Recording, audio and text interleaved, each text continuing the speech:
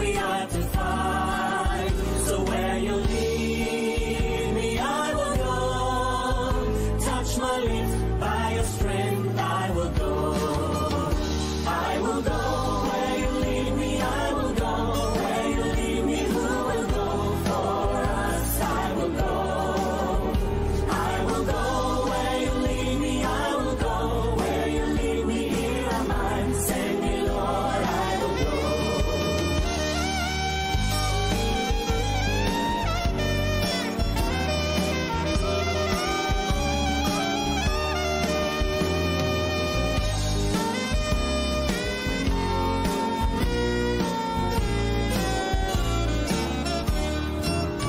Because my eyes have seen the King, I must tell all the world, worship Him. In all the nations, in all the world, where He sends me, yes, I will go. I will go where you lead me, I will go. Where you lead me, who will go for us? I will go. I will go where you lead me, I will go. Where you lead me, here am I. Send me, Lord, I will go. I will go.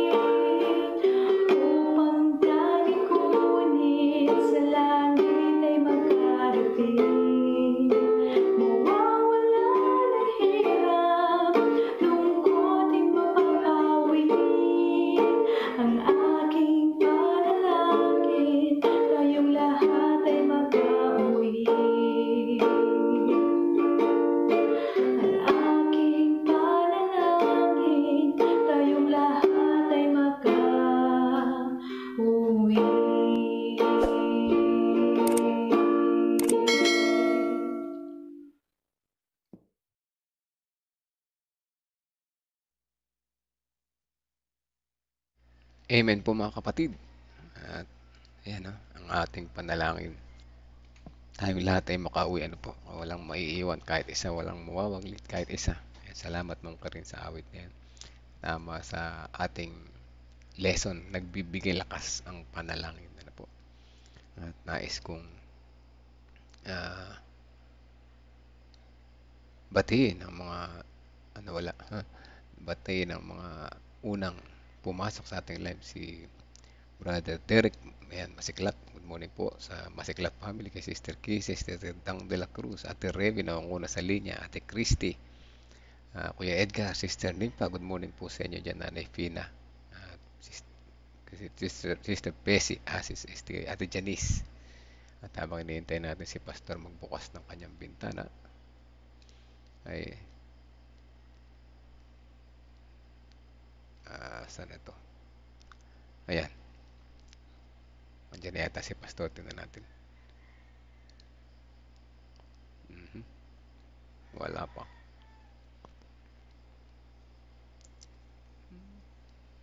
Yun. Maliit yung. Ba't kaya maliit?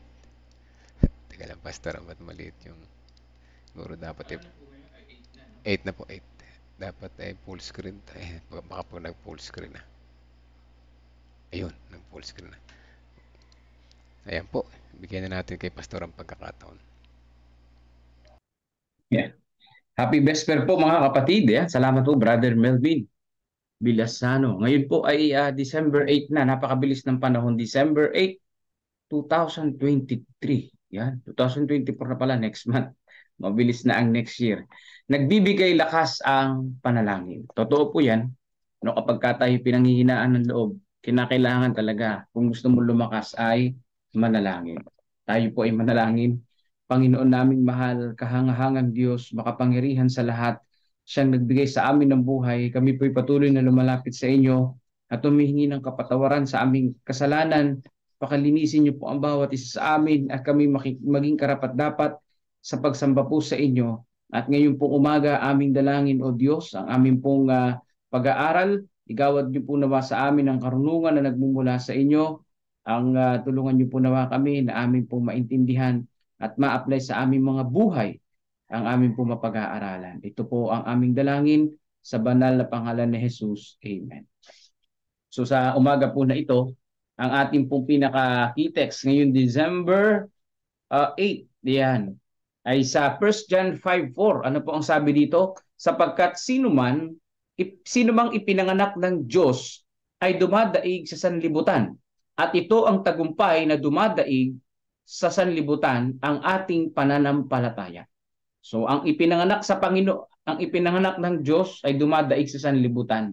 Ang ipinanganak sa pananampalataya, sabi dito, ang ating pananampalataya ang dumadaig sa sanlibutan na ito. Pag sinabi sanlibutan, maraming klase ng sanlibutan. Dito sa 1 John 5:4, negative yung sanlibutan. Dinadaig yung sanlibutan dito yung word na sanlibutan. Ang ibig ko sabihin, sa John 3:16 kasi, nakalagay doon, sapagkat gayon na lamang ang pag-ibig ng Diyos sa sanlibutan. Bakit dito gustong daigin ang sanlibutan? No? I-hate ang sanlibutan o alisin ang sanlibutan sa buhay natin. Pero ang Diyos pala, mahal niya ang sanlibutan, sabi sa John 3:16. Parehas lang naman sulat ito ni John. Kaya dyan sa pag-aaral natin sa Bible, mga kapatid, ay parang conflict, pag nagtinignan nyo, mga kapatid. Kasi John 3:16, for God so loved the world, di ba? Pagdating sa 1 John, hate the world. Panagumpayan ang sanlibutan. So sa madaling sabi, mga kapatid, depende yan sa context. So yung context na binabanggit dito sa 1 John 5:4 ay yung mga kalayawan, yung pong kasamaan sa sanlibutan. Nadaigin ang sanlibutan sa pamagitan ng pananampalataya na may kinalaman din sa pagsubok sa mga tukso ng sanlibutan na ito. Pero pagdating sa John 3:16, yung sanlibutan na binabanggit doon ay kumakatawan sa human, di ba? Sa humanity, na ang mahal ng Panginoong Diyos ang buong sanlibutan. Ibig sabihin, lahat ng mga tao sa sanlibutan. Yun ang mahal ng ating Panginoon. Kasi pagka in-apply mo naman yung context doon na ang Diyos ay nagmamahal pala sa kalayawan, edi out of context na siya. Di ba? Magiging conflict na siya dito sa ating pong pag-aaral, mga kapatid. So dito, dinaig ang sanlibutan sa pamagitan ng pananampalataya. Sabi po sa ating pong devotional, ngayon pong umaga, parang umaba na naman yung buko, no? Mabilis. So ititrim ko na naman ito. Habang nagsusumamo si Jesus, ang ating tagapamagitan para sa atin sa langit, gumagawa sa atin ang banal na espiritu sa pagnanasa at paggawa ayon sa kanyang mabuting kalooban. Interesado ang buong langit sa kaligtasan ng mga kaluluwa. So si Jesus Christ ang ating pong tagapamagitan. Ang banal na espiritu gumagawa sa atin para tayo manumbalik sa Panginoong Diyos, para tayo lumapit sa Kanya. Ibig sabihin, isang word, interesado. Interesado ang langit sa kaligtasan ng bawat isa sa atin. Bakit? Bakit ba interesado? May makukuha ba sa atin ng Panginoong Diyos? Mayaman ba tayo? Tayo ba ay ganito, ganyan? Hindi ho, mga kapatid. Yung talento natin, di kailangan ng Panginoong Diyos yan sa langit. Baka ibig sabihin, mga kapatid ko, maraming talento doon sa langit. Ibig sabihin, kaya interesado sa atin ng Panginoong Diyos, hindi dahil sa may makukuha sa atin, kundi mahal tayo ng ating Panginoong Diyos unconditionally. Kung gayon, ay anong dahilan mayroon tayo para magduda na ang Panginoon ay tutulong at tumutulong sa atin? Wala tayong dapat na maidahilan. Tayo mga nagtuturo sa mga tao ay dapat na sarili natin ay may pakikipag-ugnayan sa Diyos. So, idinagdag yung sumunod na sentence. So, dito po mga kapatid, hindi tayo dapat magduda sa ating Panginoong Diyos dahil wala naman mapapala ang Panginoong Diyos actually sa atin. Sadyang mahal tayo ng ating Panginoong Diyos kaya gusto niya tayo maligtas. Kita niyo yun? No? Hindi tayo dapat magduda o mag-alinlangan sa ating Panginoong Diyos. Isang malaking karangalan pa nga na tayo iligtas ng Panginoon at kanyang tulungan, mga kapatid ko. Para bagang minsan ang Diyos pa ang may sala. Para bagang minsan pinagdududahan pa natin ng Panginoong Diyos. Hindi dapat ganun. So tayo po mga nagtuturo o tayo po mga nagsasabi na nananampalataya sa Panginoon, dapat din na may pakikipag-ugnayan tayo sa ating Panginoong Diyos. Sa espiritu at salita, dapat tayo maging bukal para sa mga tao. Dahil si Kristo na nasa atin ay bukal ng tubig na bumubukal sa buhay na walang hanggan. Ibig sabihin, maging daluyan tayo ng pagpapala sa iba. Maging bukal tayo ng biyaya ng ating Panginoon sa mga tao. Maipakilala natin si Jesus Christ. Maaring subukin ng kalungkutan at pasakit ang ating pagtitiis at ang ating pananampalataya. Ano daw po ang susubok sa atin? Kalungkutan at pasakit. So, kaya may nakikiramay kila Sister Neri, Neri Francisco, siya ay nag-post ngayon na no more pain, nanay. So, nakikiramay po kami sa inyo po, nanay. Talagang yung kalungkutan hindi natin maiiwasan. Yung pasakit talagang hindi natin maiiwasan. Pero sabi dito, magagapi natin ito ng pagtitiis at pananampalataya. Ngunit kasama natin ang ningning ng presensya ng hindi nakikita. Sino po yun? Ang banal na espiritu, third person of the Godhead. At dapat nating itago ang sarili natin sa likod ni Jesus. Kasi kung sa atin lamang wala tayong magagawa. Ang ating buhay ay pansamantala lamang. Sa isang iglap ay pwede tayong mawala. Ayan, papunta po ako sa likab kahapon. Ayan, mag-atid ako ng lesson. Ay bigla na lang kumaba ang traffic. Hindi naman tumatraffic dyan sa may Casanova na yan, sa tulay. Between Manaksak. Hindi naman nagtatraffic dyan. Magta-traffic lang dyan pagka may nagbabaking na nag-aararo. Yung pala may aksidente. So yun, patay yung tricycle versus L3. Yung pong sakay, yung driver ay tumilapon po. Yung driver ng tricycle tumilapon sa bukid. So patay, mga kapatid. Talaga makita mo, marinig mo yung iyak ng mga tao, ng mga mahal sa buhay. So ganyan, mga kapatid, ang buhay natin. Maikli lang. Mabilis lang. Isang iglap lang. Malakas ka ngayon. Matindi ka ngayon. Pero sa susunod na panahon, mahina ka. Bagsak na. Patay. Kaya ang talagang katulong natin, ang talagang tumutulong sa atin, nagbibigay sa atin ng buhay, ng lakas, walang iba kundi ang ating Panginoong Diyos. Salitain ang lakas ng loob sa iglesia. Itaas sila sa Diyos sa panalangin. Ayan. Sabihin sa kanila na kung mararamdaman nilang nagkasala sila at hindi makapanalangin, iyon ang pagkakataon upang manalangin. So ang sabi po dito, mga kapatid, laksan natin ang ating loob. Ang pinaka pampalakas natin dito ay panalangin. No? Meron ka bang iniisip na pagkakasala na parang hanggang ngayon sabi mo hindi pa ako pinapatawad ng Panginoon? Laksan natin ang ating loob at tayo ay manalangin. Sabihin po natin yung ating nararamdaman at ang Panginoon ang tutulong sa atin. Yan po mga kapatid, no? Hindi natin kayang tawag dito, hindi po natin kayang iangat yung ating sarili. Hindi po natin kayang lagpasan ng mga pagsubok kung wala ang ating Panginoon. Kaya napakahalaga ng prayer sa bawat araw. Nung nakita ko yung aksidente kahapon, naisip ko na anytime pwede rin akong bumangga ng kahit anong truck. Na naka-tricycle lang po ang inyong lingkod, no? Nakasalubong ko tricycle L3. Kahit naka L3 ka pa, pwede kang mabangga. Kahit nakakotse ka pa, pwede kang mabangga at mamatay, di ba? Kaya walang pinipili. Ang kinakailangan talagang bukas ang isip na palaging nananalangin sa Panginoon. So bawat labas ng bahay, italaga na natin ang ating sarili. Anointing every day. Kasi nga, kung hindi, ay sa isang iglap, pwede tayo mawala sa sanlibutan na ito. Mahalaga itong koneksyon natin sa ating Panginoong Diyos. Marami, sabi dito, marami ang napapahiya sa kanilang mga kabiguan na napagtagumpayan sila ng kaaway sa lugar ng pagtatagumpay. Ba? Nagpahina sa kanila ang pagkamakasanlibutan, pagkamakasarili, at karnalidad. At iniisip nilang walang pakinabang sa paglapit sa Diyos. Ngunit isa sa mga mungkahi ng kaaway ang isipang ito. Yan po mga kapatid ko, no? Ano daw po yung binumungkahi ng kaaway para tayo ay manghina? Yung pong isipang, sabi dito, walang pakinabang sa paglapit sa Diyos. Yun. Ibig sabihin, walang mararating, walang magagawa kung lalapit sa Panginoong Diyos. Dahil ako'y makasalanan at masusunog lang ako sa simbahan na may naririnig ko yun eh. Ay naku, brother, pagka pumunta ako dyan sa simbahan, masusunog ako. Abay, lalo nang masusunog ka kapag hindi ka pumunta sa church at lumapit sa ating Panginoong Diyos. Ganyan kasi ang mga tao na akala nila sobrang makasalanan sila na pag lumapit sila sa Panginoon, sila'y masusunog. Hindi po kayo masusunog kapag lumapit sa Panginoon. Lilinisin tayo. No? Lilinisin tayo ng ating Panginoong Diyos. Mas lalo tayong masusunog kapag lumayo tayo sa ating pong Panginoong Diyos. Yan. Sino po ang nagbungkahi sa isipan ng mga tao na kapag lumapit sa Panginoong Diyos, masusunog? Si Satanas. Ano? Ang kaaway. No? Akala mo tagumpay ka, lalo kang hindi magtatagumpay. Sasabihin mo, lalayo ako sa Panginoong Diyos para hindi ako masunog. Lalo kang masusunog pag lumayo sa Panginoong Diyos. Dapat lumapit sa ating Panginoon para malinis sa ating pong mga pagkakasala. Yan. Sabi sa 1 John 1:9, ito yung assurance na sabi ng banal na kasulatan na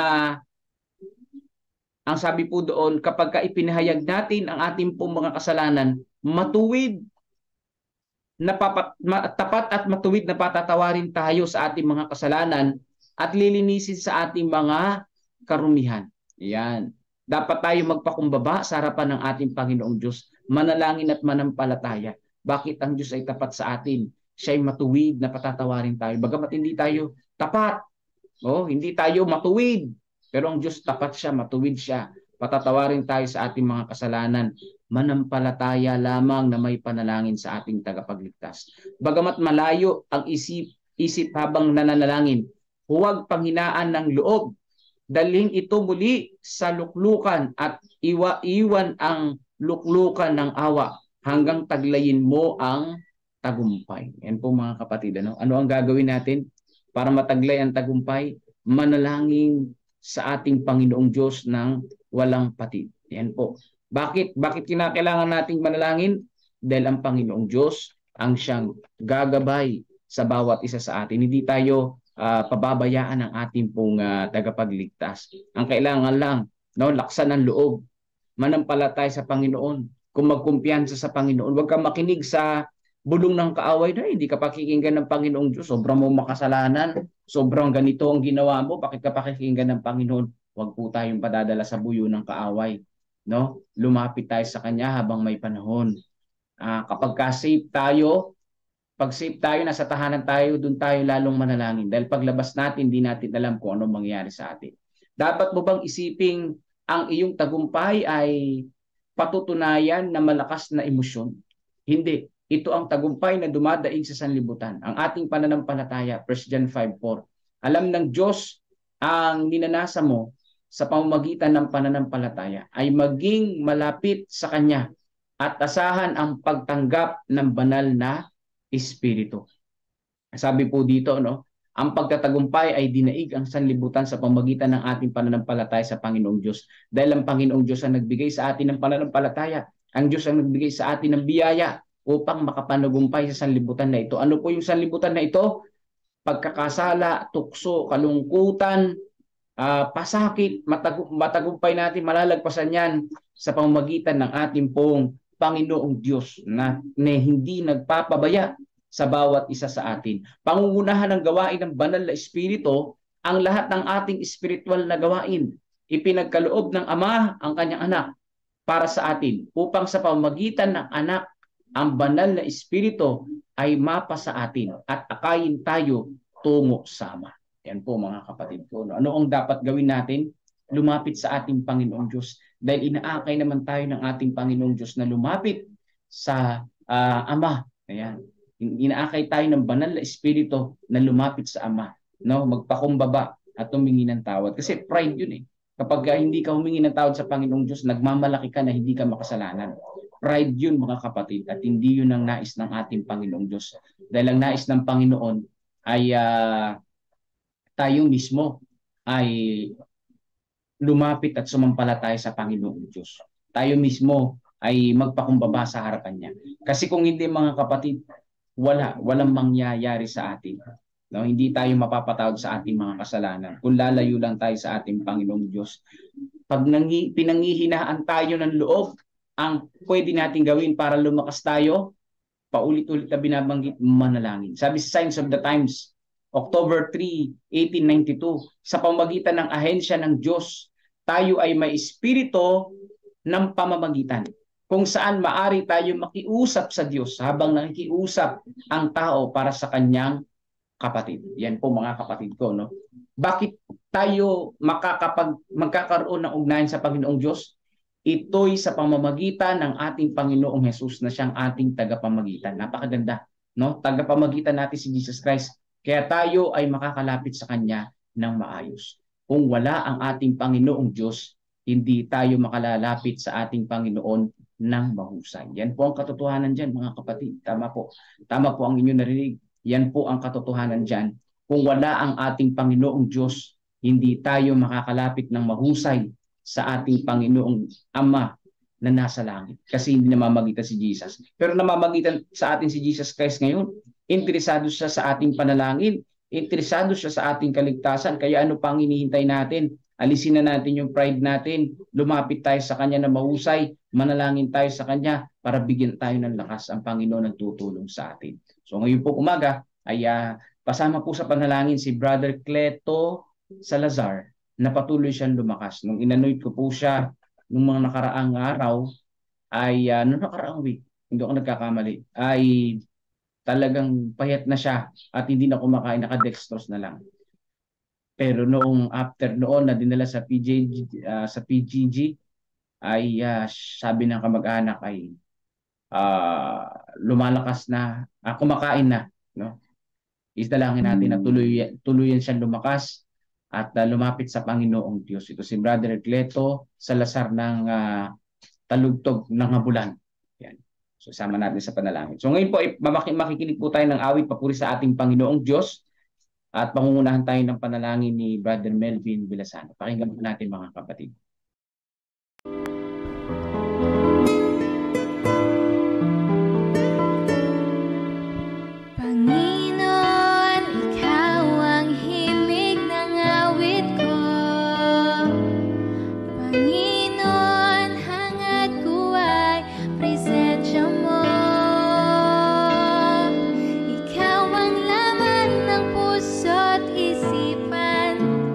Buhay ko'y sa'yo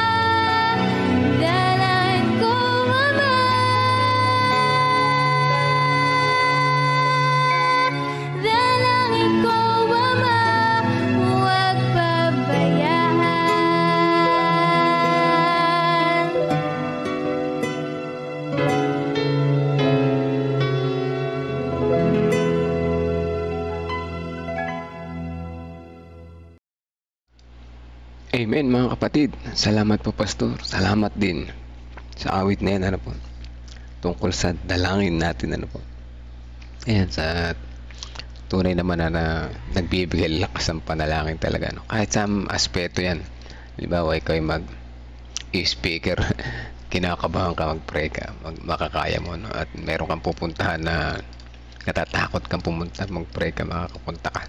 So kahit anong aspeto, no, ng panalangin ay nakapagbibigay ng lakas loob, lakas ng pangatawan, lakas ng kahit anong lakas, at may improve mo yung bagay na hindi mo magawa kapag ikaw ay nananalangin. So walang negative sa pananalangin, ano po, walang negative. Ang magiging negative lang dyan siguro yung nananalangin ka ng nananalangin ng pagkakahaba-haba tapos hindi mo naman ginagawa yung tama, iba pa yung ginagawa mo, pinanalangin mo yung ganito, iba naman yung gagawin mo, yun ang nagiging masama. So dapat ang kalooban ng Panginoon ang masunod na po, hindi yung sa atin. So ayan, salamat po Pastor sa napakagandang mensahe. Nagulat din ako, tumatak sa akin yun, ano, bakit nga yung mga tao, mga ibang mga tao, hindi naman lahat, may mga tao na ayaw nila pumunta simbahan dahil masusunog daw sila. Baligtad, ano, baligtad yung mga kaisipan ng tao. Pero ito lang, lalo silang masusunog. Kaya medyo napatawa ako sa sinabi ni Pastor, hindi, lalo kang masusunog kapag hindi ka lumapit sa Panginoon. Well, so, no, totoo, nakatatawa tayo, pero totoo. Pero hindi yan ang ating dapat natin silang palalahanan. Ipaliwanag natin sa kanila na mas mali yun, ano po. Okay, yan, tayo ay na-bless sa umaga na ito. Gayunpaman, may malungkot na balita at yung kapatid ni Nanay Nerissa na si Sister Sibilia, ano po, ating pinapanalangin, ay nagpahinga na. Yes, bagaman sa ating mga mahal sa buhay na naiwan na ito'y masakit, pero kay ating Sibilia Irelia, ito ay win. Siya po ay nagtagumpay na, pagkat sa kanya, kabila ng kanyang pagtulog ngayon, ang total healing ay mararanasan niya. Parang natulog ka sa gabi, alam ba ilang oras ka natulog? Hindi, di ba? Para lang few seconds, biglang mumulat yung mata mo, gising ka na. Ganoon lang mararamdaman nararanasan ni Nanay ating Sibilia, ano po. Pag kanyang paggising after few seconds, magaling na siya, ano po. Wala na lahat ng sakit, galing na. Pero ganun pa man, sa atin mga naiwang mahal sa buhay, tunay na yan ay nakakalungkot. Pero advantage natin na alam natin na nakasulat sa Bible. Advantage natin yan na yan ay nagpapabawas sa sakit natin nararamdaman, ano po. Kaya patuloy natin isama yung family sa comfort sa family ni Nanay Nerissa, ano po. At lahat sila ay alam ko na may mga malungkot, pero sa kabila nun masaya na rin sila kasi nangyari din sa amin yung dalawang magulang ko mismo dumaan sa ganyang mga kahirapan sa pagpapagamot, ano, sa sakit, at namatay rin. Malungkot pero masaya kami. Bakit? Hindi na sila maghihirap Yun ang aming nakikita, ano po. At yun ang aming pinangahawakan na para sa kanila yun ay the best na rin. At siyempre alam ng Panginoon kung ano yung the best para sa atin, ano po. Alam ng Panginoon ang the best para sa atin, para sa taong may sakit, at para din naman sa atin na kanyang mamahal sa buhay. Kaya tayo lahat ay manalangin, mga kapatid, at palakasin natin ang ating mga loob sa kabila ng mga pagsubok at dumarating sa ating buhay sa pamamagitan ng panalangin. Sama din natin yung si Father ni Doc Mika, yung kasalukuyan din na nakikipaglaban sa kanyang kalusugan, ano po. Let's pray po, mga kapatid. Amang banal na makapangyarihan sa lahat, salamat po sa panibagong buhay at kalakasan sa umaga nito. Sa lahat naman nakikinig ngayon ay kami nagpapasalamat. Lalong higit, binigay nyo kami ng isang magandang lesson patungkol sa pagpapaglapit namin po sa inyo sa pamamagitan ng panalangin. Tunay na ang aming pananalangin ay nakapagpapalakas ng aming ng lahat ng bagay sa amin, pananampalataya, loob, katawan, at naway patuloy na kami manalangin na walang patid. Patuloy po kami magtiwala sa inyo at huwag magduda, at samahan kami ng Holy Spirit, na kami ay patuloy na magamit ang aming mga talento upang alam namin hindi nyo kailangan ito, ngunit sa pamamagitan ng inyong pagmamahal, kami ay nais nyong lumapit sa inyo at maligtas. Naway ang aming mga talento na ay aming magamit sa gawain, makatulong sa kapwa na nangangailangan sa ministry. Kung kailangan ng aming mga talento ay aming magamit ito upang sa ganon sa ikaluluunlad at ikabibilis ng pagtatapos ng inyong gawain dito sa lupang ito. At ang lahat ng inyong mga anak ay uuwi dyan sa langit na bayan ng masayang muka at nakangiti. Sumasalubong po sa inyo sa nalapit ninyong pagdating. Maraming salamat po sa mga lessons sa araw-araw. Tunay na ramdam po namin ang inyong pagmamahal. Sa pagpapatuloy, nais namin isama sa panalangin una-una ang comfort sa family nila Nanay Nerissa sa pagpapahinga ng kanyang ate na si Nanay Sibilia Erilia Borbon.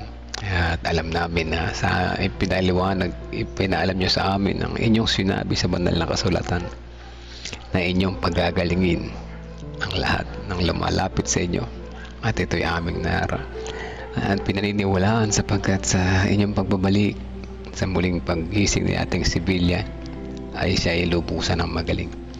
Maraming salamat po sa hope at comfort na pinagkakaloob nyo sa amin. Tunay na kami ay nararamdaman namin na kayo ay malapit na dumating. Patuloy namin sinasama sa panalangin ang tatay ni Doc Mika.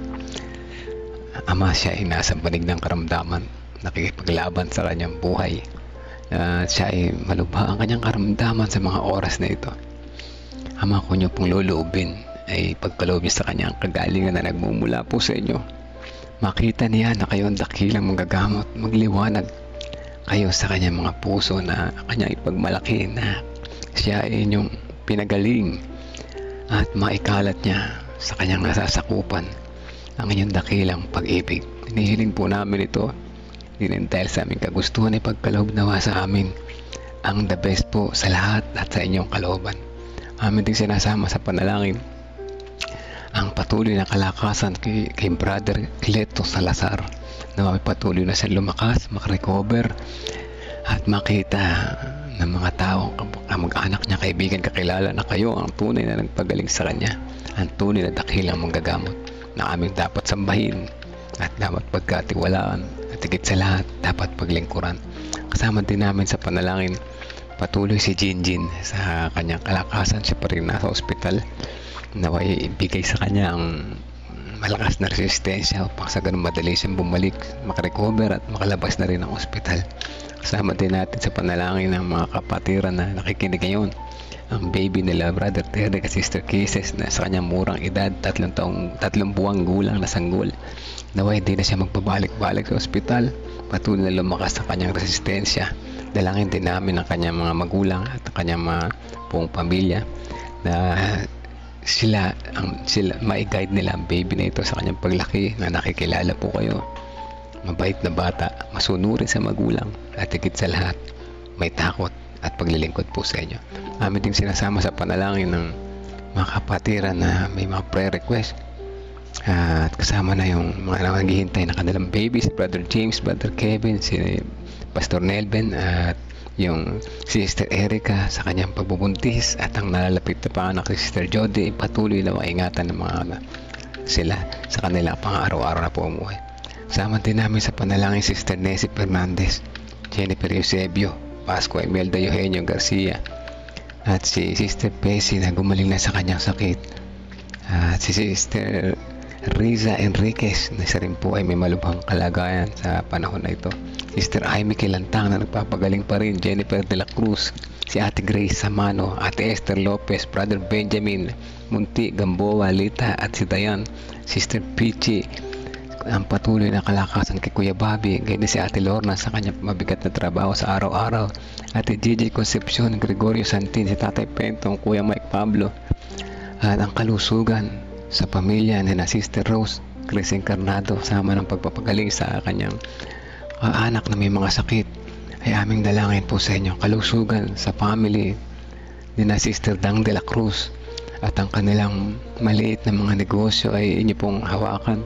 palaguin upang ito maging pagpapala sa kanila at maging pagpapala din naman sa iba at makatulong rin naman sila sa mga nangangailangan.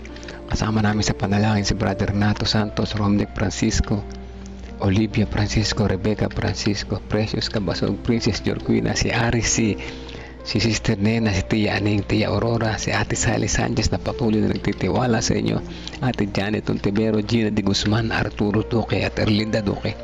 Mga kapatiran po na ito, patuloy namin sinasama sa panalangin. Ang ilan sa kanila ay malubha ang kalagayan, ang iba ay nagpapalakas, nagpapagaling, nasa recovery period. Ngunit ang lahat sa kanila, lahat kami ay umaasa at nagtitiwala po sa inyo na kayo ang dakilang magagamot at ang aming panalangin, ang pinakamabisang gamot, ipagkaloob nawa sa amin ang kagalingan at ang aming mga panalangin hindi sa aming kagustuhan, bagkus sa inyong best plan at sa inyong kalooban. In Jesus' name we pray. Amen. Amen. Amen po muli mga kapatid. Muli, salamat sa lahat ng sumubaybay. Salamat sa mga prayer warriors. Sana po ako po ay natutuwa. Pagbulat ng aking mga mata, hindi nyo ako iniiwan. Nandiyan pa rin kayo na po. Ramdam ko na tayong lahat ay nananalangin sa bawat isa. At tayo ay nasa gitna natin ng Panginoon. Kaya diringgin na ang ating panalangin. Hindi man mangyari yung kagustuhan natin sa pagtas. Hindi dapat naman talaga ang kagustuhan ng Panginoon na mangyari, no? Pero alam ko naman ibibigay niya sa atin yung best, ano po, the best para sa lahat, the best sa bawat isa, at higit sa lahat ay alam niya ang Diyos na ating Panginoon ay may walang hangganang karunungan na hindi natin kayang maunawaan. Ngunit ating abangan ang kanyang pangako, ano po, may pangako siya binibigay sa atin, ano po mga kapatid. Kung ano man ang mangyari sa atin ay mayroon itong dahilan, basta't magtiwala lamang tayo, makikita natin yan po. Kaya salamat sa mga patuloy na sumusubaybay. Sister Gemma Velasquez, welcome po and good morning po. Ma'am Berna, yan yung mga hindi ko nabati kanina, good morning po. Nanay ni Risa, yan din po. At kami po ay nakikaramay sa inyong kawalan at naway lahat ng yung family members ay makomfort sa pangako ng ating Panginoon, ano po. Sister Tintin de Jesus, good morning din po. At meron mga bagong pangalan, no? Sister Gemma Velasquez, nakikita ko na to dati pero hindi madalas na nagko-comment, malamang na dyan sa background. Sister Tintin de Jesus, ayan, welcome po ulit sa pagbabalik. At sino pa ang Canlas Brothers, nandyan po yan, hindi mawawala yan dyan, ano? At sunod-sunod pa ngayon mga pangalan nila. At sa lahat ng mga nakikinig sa background, magandang umaga po sa inyo. Patuloy tayong magdalanginan, patuloy tayong magtiwala sa Panginoon. At ating bitawan ng ating mga pagdududa. Alisin yung ating pride pagkat yan ay magbabagsak sa atin sa kawalan. Ano po, yung mga pride na yan, hindi dapat yan pinagagana. Dapat yan hindi yan dapat na pinanghahawakan. Pagkos tinatapon yan, ano po. Yan, salamat sa lahat mga kapatid. Hanggang bukas po muli. Happy Preparation Day sa ating lahat.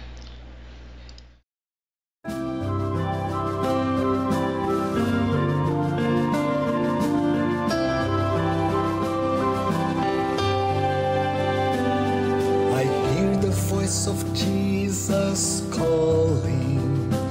My answer is I will go. I see the need of people crying. My answer is I will go. I go to share the message of love. I go to share the blessed hope. But if I get discouraged, I call to Jesus' help.